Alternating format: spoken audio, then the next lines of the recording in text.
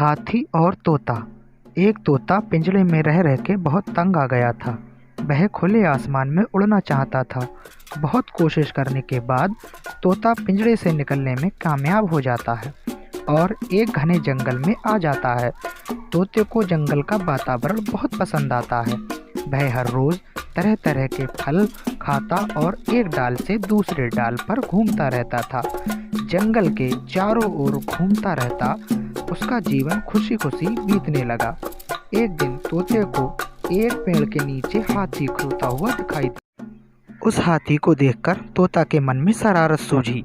वह हाथी को परेशान कर उसे नींद से जगाना चाहता था और बहुत तेजी से पेड़ से उतरकर नीचे आया और अपनी चोंच से हाथी के सर पर जोर जोर से मारने लगा।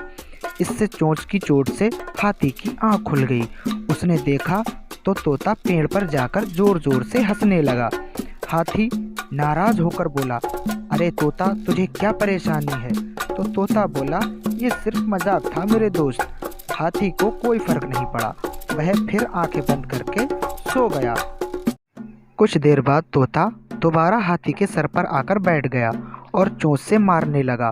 तुरंत वहां से उड़कर फिर पेड़ पर चला गया।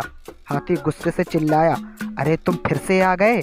तुम्हें कोई और काम नहीं है क्या? लेकिन तोते पर उसकी बात का कोई असर नहीं हुआ। तोता बार बार ऐसे ही शरारत करने लगा। हाथी तोते से तंग आकर वहां से कुछ कहे बिना चला गया। तोता हाथी को जाता देखकर बहुत खुश हुआ।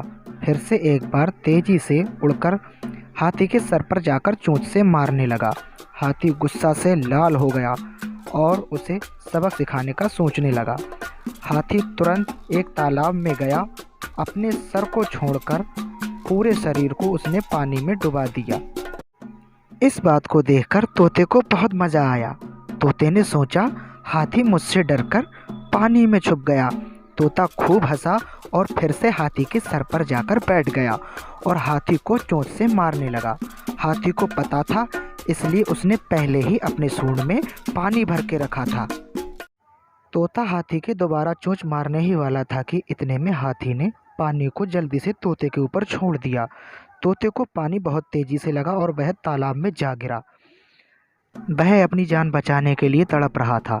हाथी को तोते पर दया आ गई और तोते को पानी से बाहर निकालकर छोड़ दिया।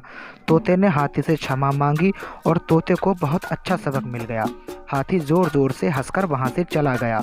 अब तोते को बड़े और छोटे के बीच अंतर पता चल गया था। इस कहानी से हमें ये शिक्षा मिलती है कि मजाक एक हद तक करना चाहिए और यदि हम सम्मान की किसी से उम्मीद रखते हैं तो पहले हमें उसका सम्मान करना चाहिए। दोस्तों, हमारी ये कहानी पसंद आई हो तो इसे लाइक करें, शेयर करें, सब्सक्राइब करें।